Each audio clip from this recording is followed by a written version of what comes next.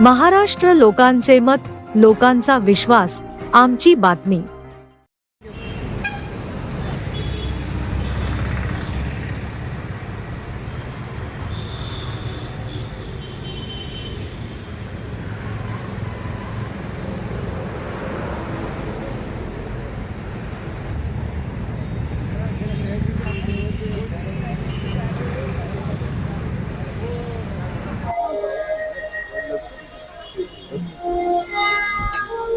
नमस्कार।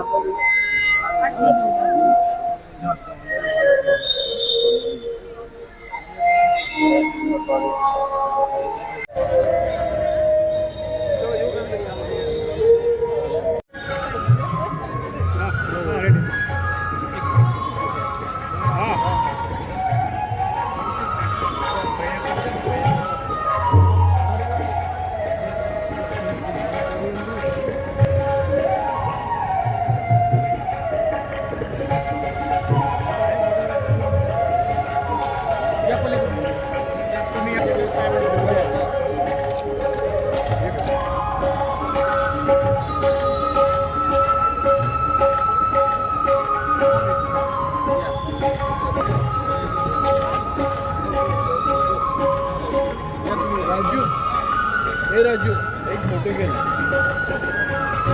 सर, या ना।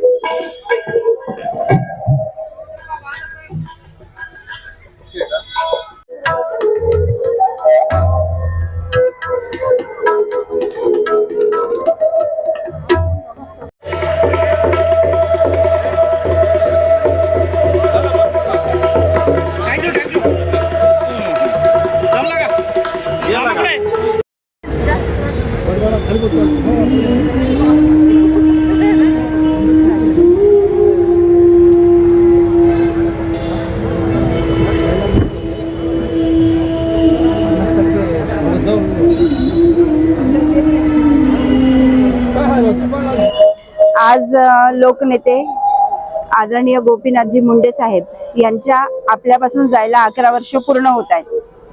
आजही तो काळा दिवस आठवतो जेव्हा साहेब आपल्या मतदारसंघात येणार होते, बीडला, परळीला, आणि आम्ही त्यांच्या स्वागतासाठी जाणार होतो.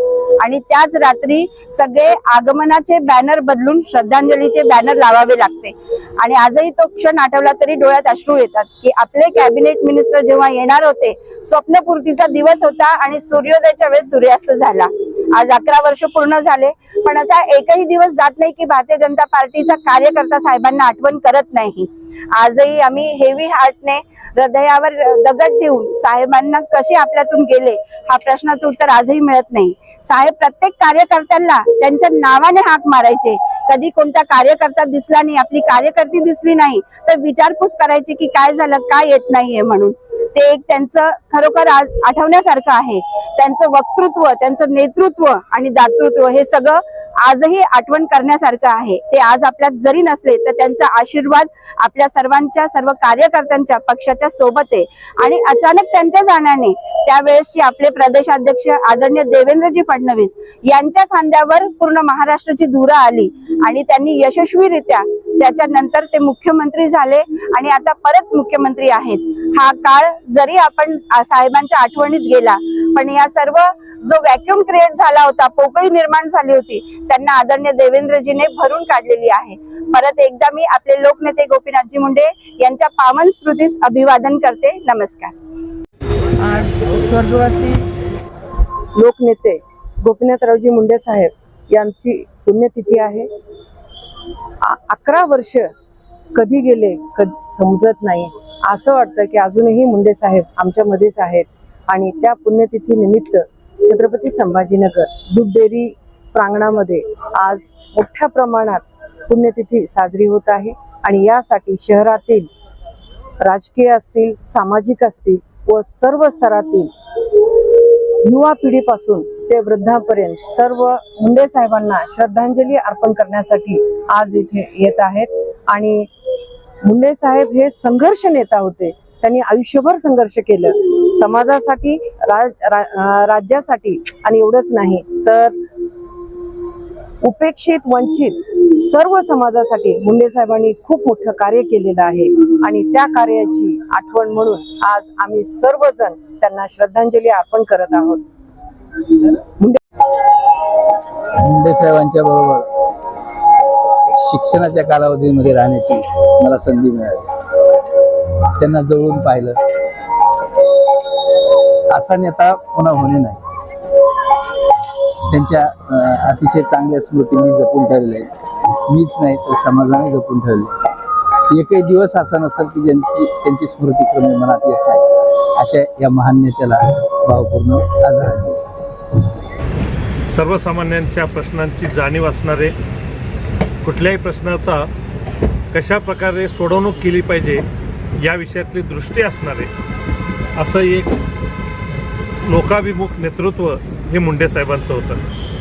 मुंडे साहेबांच्या जाण्यानं जी काही एक मोठी हानी झालेली, आज 11 वर्ष होऊन गेले, तरीही आज त्यांच्याबद्दलच्या असणाऱ्या स्मृती या सर्वांच्याच मनामध्ये जागे आहेत. एक खरा हाडाचा कार्यकर्ता, आणि तो कार्यकर्ता हा सर्वसामान्य चळवळीतील कार्यकर्त्यांना बळ देणारा, त्यांच्या पाठीशी खंबीरपणे उभं राहणारा, आणि हे होत असतानाही एक प्रशासक म्हणून काम करत असताना सुद्धा त्याच तडफेनं सर्वसामान्यांचे प्रश्न सोडवण्यासाठी धडपड करणारा अशा प्रकारचा कार्यकर्ता, अशा प्रकारचा नेता ही मुंडे साहेबांची ओळख होती.